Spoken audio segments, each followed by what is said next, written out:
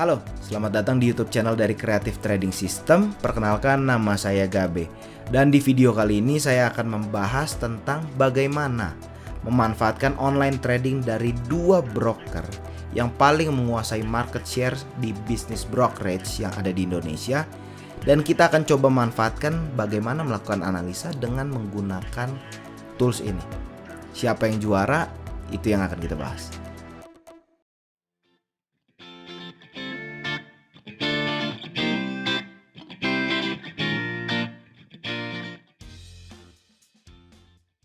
Jadi kalau misalnya Anda memang belum memiliki akun dari dua broker ini, maka Anda ada di video yang tepat.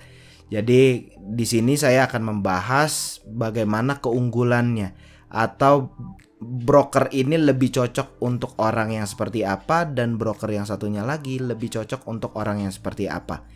Kayak gitu. Jadi kita akan bahas dari versi mobilenya dan versi desktopnya. Seperti itu. Jadi iPod selama bertahun-tahun itu menjadi petahana di bisnis brokerage. Mereka mendevelop program mereka dengan sangat baik dan hasilnya pun terlihat dari sejauh data yang kami punya dari 2016, iPod selalu menjadi juara untuk bisnis brokerage. Mereka yang paling banyak digunakan oleh investor-investor yang ada di Indonesia. Tapi surprisingly di tahun 2020, di saat ledakan investor itu terjadi di Indonesia, banyak sekali orang yang mulai berkecimpung, mulai masuk di bisnis di bursa saham. Kayak gitu. Dan akhirnya ada satu perusahaan yang memanfaatkan momentum ini dengan sangat baik. Mereka masuk di waktu yang tepat, yaitu Ajaib Sekuritas. Dengan membawa segudang teknologi dan investor-investor besar yang ada di balik perusahaan ini, mereka akhirnya mendevelop aplikasi yang menurut saya luar biasa. Kayak gitu. Jadi menurut saya komparasi yang dilakukan di sini ini akan lebih seru dibanding video komparasi yang sebelumnya, karena memang video komparasi yang sebelumnya saya pernah bahas tentang iPod versus Mirai. Keduanya cukup berbeda sehingga nggak bisa dilakukan komparasi yang apple to apple. Sedangkan dua broker ini cenderung sama kuat. That's why saya buat video ini. Kalau misalnya memang Anda belum memiliki salah satunya, mungkin ini video bisa jadi bahan pertimbangan. So, gimana perbandingannya? Kita mulai. Oke, kita mulai dari petahana dulu. Jadi iPod ini kan sebenarnya udah jauh lebih lama nih ada di posisi nomor 1. Dan saya juga sempat bikin videonya dulu antara iPod versus Mirai, karena dulu Ajaib belum semeledak sekarang lah. Jadi kalau misalnya ngelihat dari apa yang ditampilkan dengan iPod yang sekarang, itu sangat jauh berbeda. Waktu saya bikin video tentang iPod dan Mirai itu, saya menemukan kayaknya iPod ini yang mendevelop apps untuk di smartphone-nya dengan yang mendevelop apps untuk PC-nya, itu dua perusahaan yang berbeda. Kenapa dibilang seperti itu? Karena emang hampir nggak nyambung sama sekali, kayak nggak kelihatan di develop sama satu company yang sama. Sedangkan kalau sekarang ini tuh bisa dibilang ya sangat mirip lah dengan apa yang ada di desktopnya. Misalnya yang paling kelihatan tuh ini dari segi fundamental. Jadi di sini kan ada angka-angkanya nih, kayak gitu. Dulu ini tampilannya jauh berbeda dengan yang ada di yang ada di PC. Sekarang ini sangat mirip. Jadi ada menu fundamental juga untuk iPod yang ada di desktop, yang versi desktop, dan di sini juga ada. Ini data-data fundamentalnya menurut saya cukup lengkap untuk valuasinya di sini juga ada kayak gitu, untuk EPS-nya, per PBV segala macam ini semuanya ada. Market cap-nya juga tertera hampir 1000 triliun. Luar biasa juga BCA. Terus misalnya kita revenue, net profit segala macam di sini ada dan kita bisa compare. Jadi misalnya kita mau compare-nya per 9 bulan. Jadi ini 9 bulan di 9 bulan di 2015, 9 bulan di 2016. Lalu ada ANLZ, ini annualize. Jadi diproyeksikan sampai 12 bulan itu nilainya jadi berapa, seperti itu kira-kira. Jadi misalnya ini kita mau proyeksikan jadi 12 bulan. Ini kita tinggal klik go, itu udah langsung berubah. Jadi menurut saya untuk indikator-indikator fundamental ini cukup memenuhi kayak gitu. Jadi menurut saya ini cukup lengkap dan sudah lebih komprehensif lah dibanding versi yang lama, dibanding iPod versi yang lama. iPod versi yang lama tuh, nih saya coba kasih lihat. Ini iPod versi yang lama, iPod Go, ini versi yang baru. Terus misalnya kita pengen coba broker summary-nya nih. Misalnya kita buka broker summary. Untuk versi broker summary, untuk broker summary-nya ini juga menurut saya udah jauh lebih bagus dibanding versi yang lama. Misalnya kita mau melihat broker summary dari 4 Januari sampai 25 Januari. Ini kita bisa pilih ya all trade-nya regular aja karena hanya pasar regular yang menggerakkan market. Lalu ini kita net. Oke, di sini langsung kelihatan broker buy, broker sell-nya. Tapi ada yang cukup mengganggu menurut saya kalau misalnya ini broker buy sama broker sell ini berdempetan. Jadi misalnya nih buy average-nya ini nih. Ini ditukar posisinya sama buy, jadi dibuat simetris lah. Kayaknya akan jauh lebih mudah untuk digunakan. Jadi melihatnya pun lebih enak karena semuanya langsung kelihatan di tengah broker-brokernya kayak gitu. Sedangkan kalau kayak gini kan kita harus geser-geser nih kayak gitu. Tapi ya bukan big deal lah kayak gitu. Ini semuanya masih tetap bisa dilakukan juga, masih tetap bisa dianalisa juga. Terus kalau misalnya kita mau melakukan analisa news and research, misalnya kita mau melihat activity, ini activity untuk kita ngelihat foreign buy, foreign sell. Kita mau menganalisa secara foreign flow, ini bisa kita lihat di sini juga. Terus misalnya kita mau melihat news and research dulu.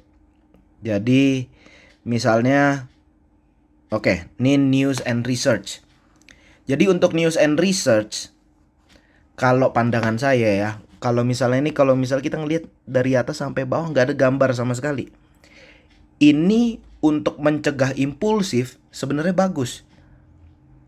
Untuk mencegah investor nggak impulsif ngelihat berita nih dikompor-komporin lewat berita, dipom-pom lewat berita kayak gitu. Untuk mencegahnya dengan dibuat semuanya ini tulisan, ini sebenarnya bagus.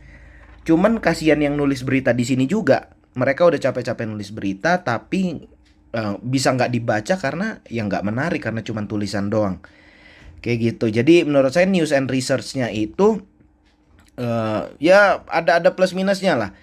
Untuk investor mencegah impulsif, melindungi investor dari impulsif buying karena ada berita yang benar-benar penuh dengan narasi, penuh dengan kompor segala macam, itu bisa terlindungi. Tapi ya untuk orang yang nulis berita mungkin ini bukan jadi tempat yang menarik untuk beritanya dimasukin ke iPod. Di sini ada menu yang cukup seru, ini lucu, ini target price. Jadi ini adalah 9 ya, ini untuk BCA sendiri ya, untuk BCA sendiri.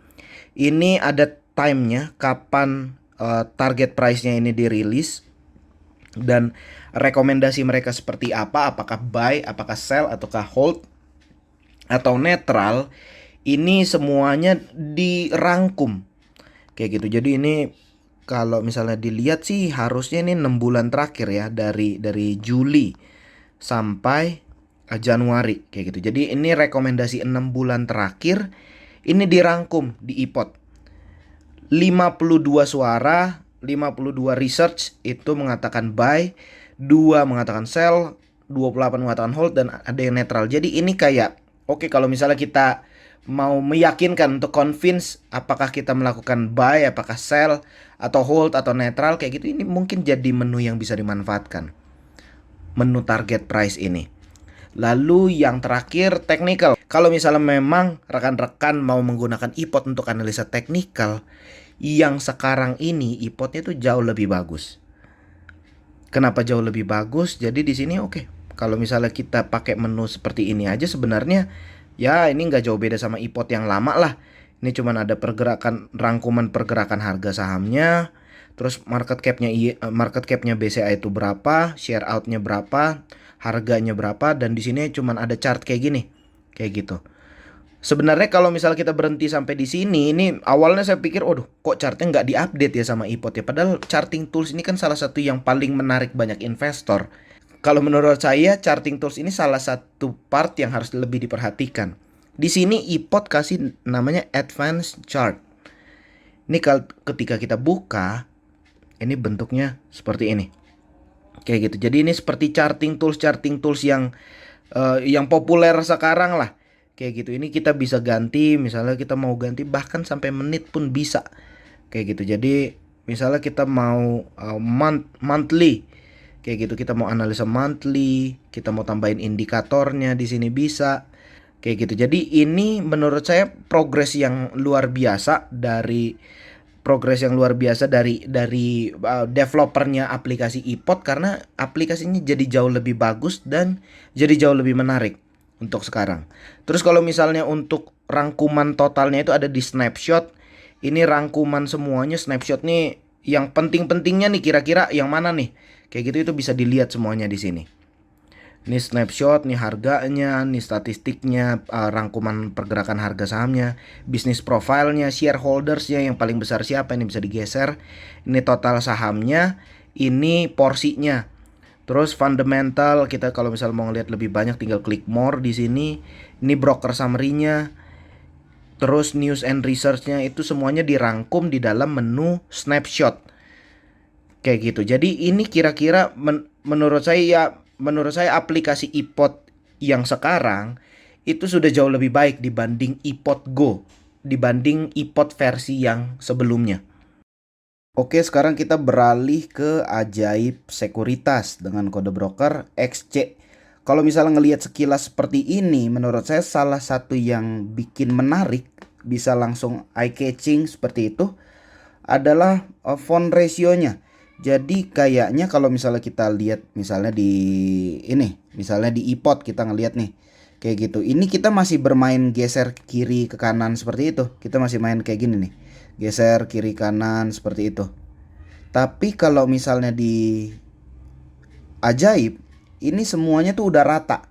Semuanya udah rapih. Jadi kita cuman tinggal scroll ke atas ke bawah, itu semuanya font ratio-nya tuh udah cukup bagus lah. Bukan cukup bagus, menurut saya sudah sangat bagus untuk aplikasi smartphone-nya.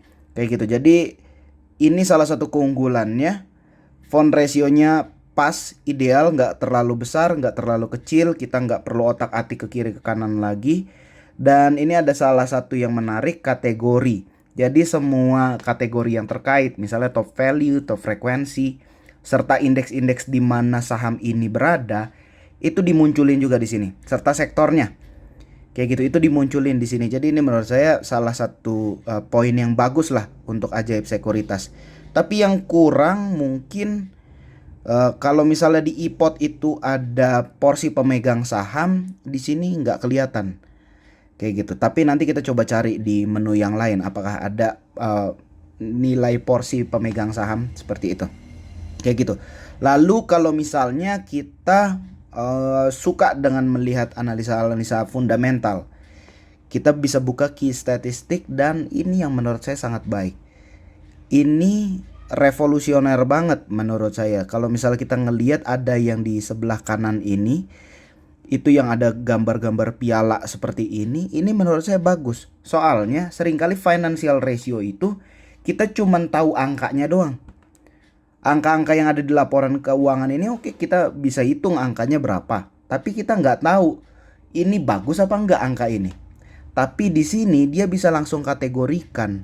Jadi financial ratio-nya di sini itu udah dikasih ranking-rankingnya. Numerik dividennya berapa, dividen yield-nya itu terbesar ke berapa, itu udah ditulis di sini. Serta ada status saham. Ini summary-nya, rangkumannya.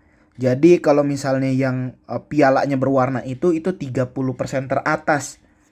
It means ya berarti ini sangat baik statusnya. Kayak gitu. Jadi dari keuangan 105 emiten itu status saham ini tergolong yang sangat baik. Kayak gitu. Jadi ini menurut saya bagus banget. Serta kalau misalnya kita suka nih menganalisa secara misalnya dari financial ratio kayak gitu, ini udah kelihatan ranking-rankingnya. Technical analysisnya juga seperti itu. Ini menurut saya ide yang bagus untuk bisnis brokerage. Menurut saya ke depan akan mengarah ke sini. Karena nggak semua orang ngerti analisa fundamental, analisa teknikal, angka-angkanya itu untuk apa. Berapa angka yang dibilang baik, berapa angka yang dibilang kurang baik. Nggak semua orang ngerti itu.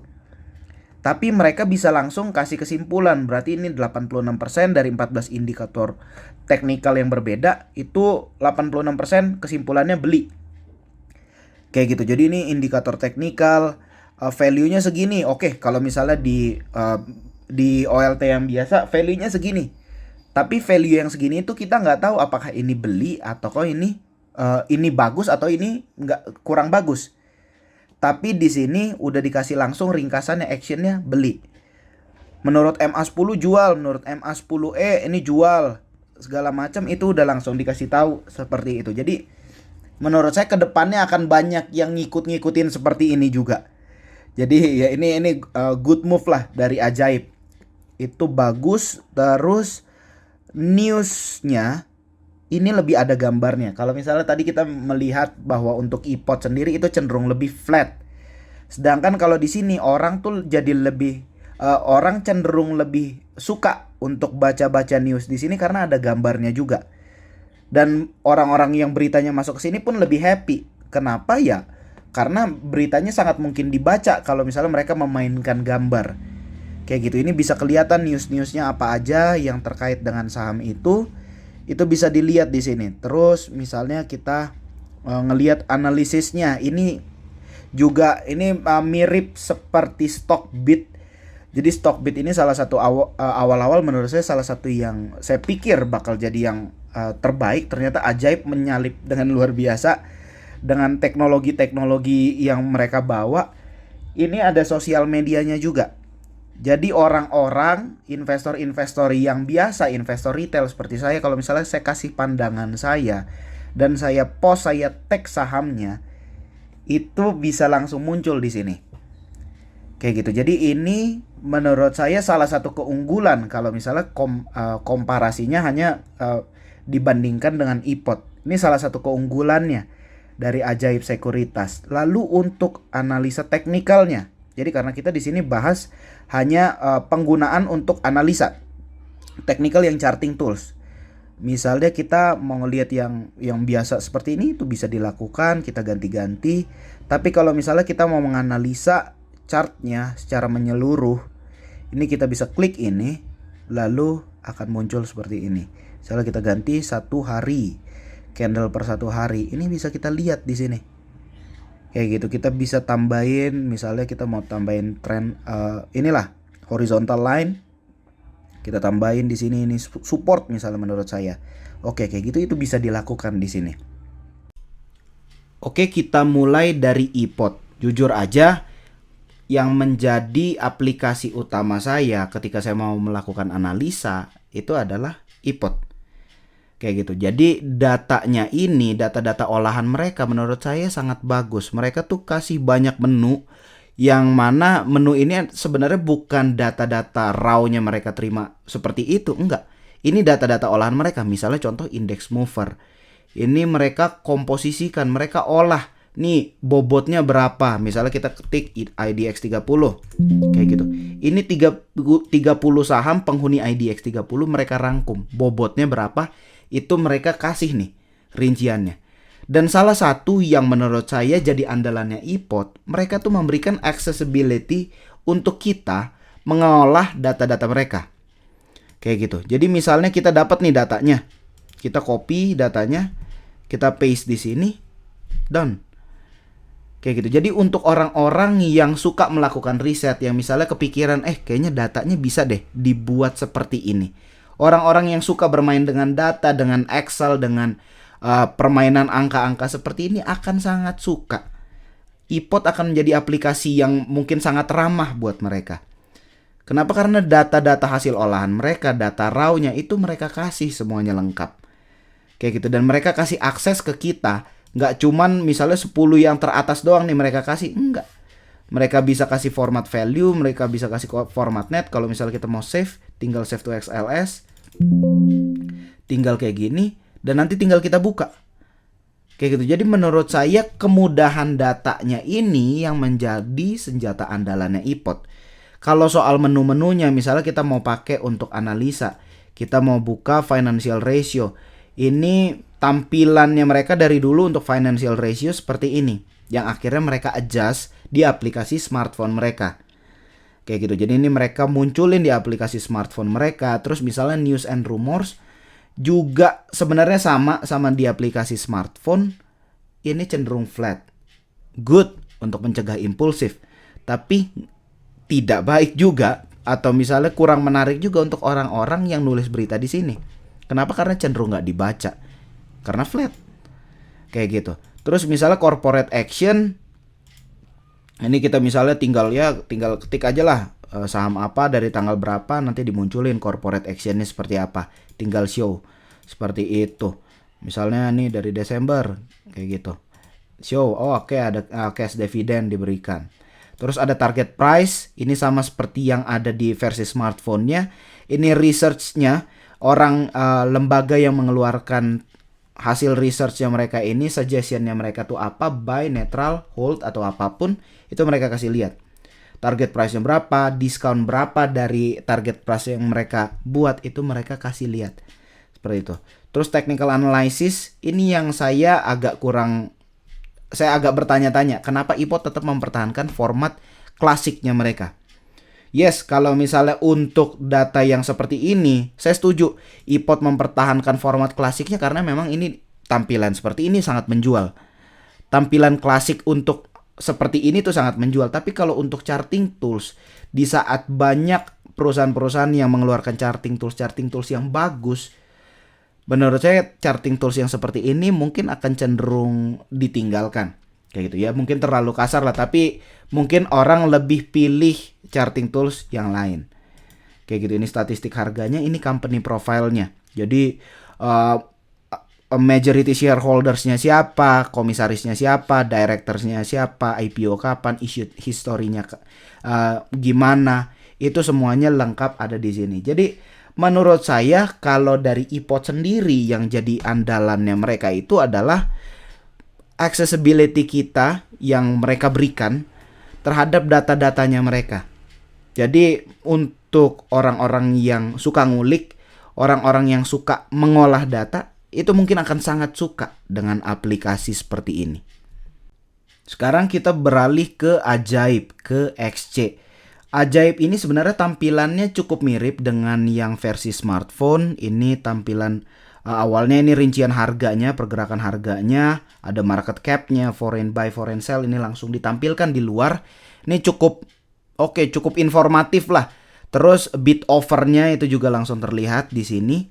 Lalu kita misalnya beralih ke hal yang paling sering orang cari kalau misalnya dalam online trading, yaitu grafik.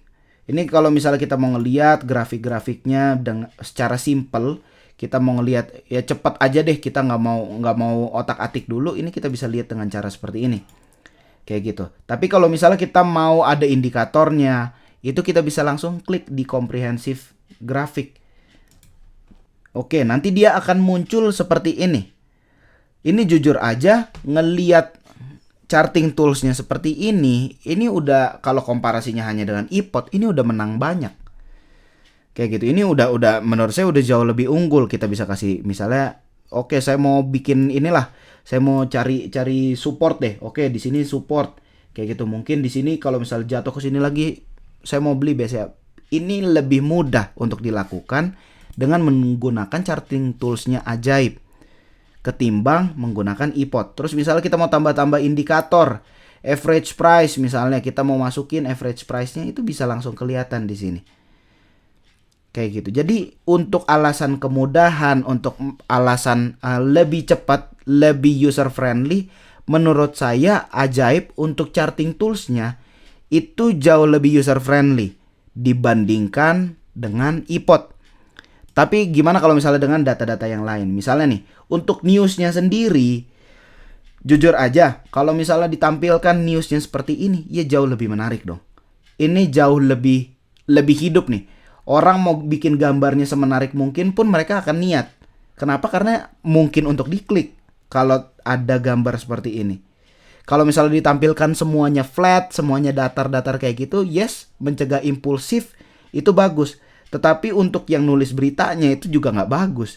Kayak gitu. That's why menurut saya di sini tampilannya ajaib itu lebih menarik kalau misalnya kita mau baca seputar, kalau kita mau lihat nih seputar news-news yang berhubungan dengan saham terkait. Kayak gitu. Terus misalnya tampilan broker summary. Ini yang saya maksud. Ini yang saya maksud ketika saya bahas tentang aplikasi yang ada di iPod, yang di smartphone. Kalau misalnya dibuat simetris seperti ini, mungkin akan lebih mudah untuk dilihat. Penyajian datanya seperti ini menurut saya ini cantik. Jadi memang ajaib ini sepertinya goal mereka, penyajian data yang rapih, penyajian data yang informatif, yang banyak simplifikasinya sehingga orang tuh ya udah nggak usah mikir terlalu banyak nih, datanya kita sajikan. Ini nggak bisa di save, kalaupun kita mau save kita copy seperti ini manual, itu sangat mungkin hasilnya malah jadi kacau kalau misalnya kita copy ke Excel. Ya, jadi kurang oke lah kayak gitu. Sedangkan kalau misalnya data yang kita copy dari iPod itu langsung tersusun dengan rapih, dengan baik. Kayak gitu. Jadi kalau misalnya untuk kemudahan mengakses data, mereka sepertinya nggak memberikan ke arah sana untuk ajaib. Lalu untuk analisis, ini ya sosial medianya mereka yang membahas saham-saham ini. Lalu key statistik ini persis sama yang ada di smartphone-nya. Technical sama seperti yang ada di smartphone. Jadi keunggulan mereka adalah mereka meringkas. Mereka melakukan simplifikasi. Mungkin kita bingung dengan angka-angka ini itu sebenarnya apa. Apakah angka ini baik? Apakah angka ini artinya beli? Apakah angka ini artinya jual? Itu mereka udah kasih action-nya. Kayak gitu. Jadi memang goalnya mereka sepertinya membuat aplikasi ini supaya orang udah deh nggak usah pusing-pusing melakukan analisa. Nih, gua analisain semua sistemnya, gua udah masukin, udah gua inject ke dalam aplikasi ini, sehingga yang lo lakukan adalah tinggal take action aja. Semua data udah diolah, tinggal lo pilih yang mana. Kayak gitu. Jadi ditampilkan seperti ini juga untuk finansialnya, detail price. Ini untuk foreign buy, foreign sell, domestic buy, domestic sell. Terus price movementnya ini mirip sama RTI, formatnya seperti ini. Terus corporate action, ini dividennya kapan, RUPS, stock split, bonus stock, pengumuman, itu bisa dilihat di sini. Dan di sini juga company profile. Ini sama seperti yang ada di versi smartphone, nggak ada komposisi pemegang saham. At least yang majority ditulis, kayaknya itu akan lebih menarik. Tapi di sini nggak ada sama sekali sih, dari tadi saya coba cariin juga. Menurut saya, ajaib itu memang mengejar aplikasi ini menjadi end product. Mereka nggak memberikan akses kita terhadap data yang mereka sajikan, sehingga kalau misalnya orang yang mau develop sesuatu, orang yang mau mengolah datanya, itu nggak dimungkinkan di sini. Kayak gitu. Misalnya mau mengolah data broker summary, kalau cuma top 10, kita nggak bisa mengolah apa-apa. Sedangkan kalau yang di iPod itu semuanya disajikan secara lengkap dan kita bisa dengan mudah akses datanya. Oke, jadi kalau misalnya disimpulkan, menurut saya Indo Premier ini akan lebih cocok untuk orang-orang yang suka ngulik. Orang-orang yang punya waktu untuk ngulik. Jadi mereka memberikan akses kepada kita untuk kita bisa mengolah data yang mereka punya. Entah data raw yang mereka dapat dari data feed mereka sendiri atau data hasil olahan mereka. Semuanya kita bisa akses dengan mudah. Sedangkan kalau misalnya ajaib, itu lebih ke end product. Ini kalau misalnya Anda punya pekerjaan yang mungkin Anda cukup sibuk dengan pekerjaan Anda, nggak punya waktu untuk menganalisa, Anda butuh yang lebih jelas-jelas aja deh. Buy apa sell nih, kayak gitu. Kalau misalnya Anda tipe yang seperti itu, mungkin Anda akan lebih cocok menggunakan ajaib. Kenapa? Karena ajaib ini penyajian datanya, font ratio dari aplikasinya, penyajian datanya itu lebih mengentertain kita. Kayak gitu. Sedangkan iPod dengan tampilan yang klasiknya, dengan monotonnya, ini memang sepertinya dibuat untuk orang-orang yang mau mendevelop.